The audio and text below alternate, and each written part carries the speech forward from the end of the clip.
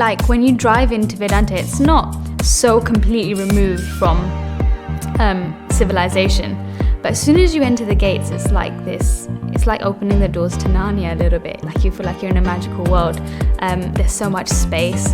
There's freshness of nature. I was just saying actually that when you're outside, it smells like an air freshener. You know, people buy those tree-looking air fresheners so they feel like they're outdoors, and it genuinely is one of these perfectly preserved parts of nature.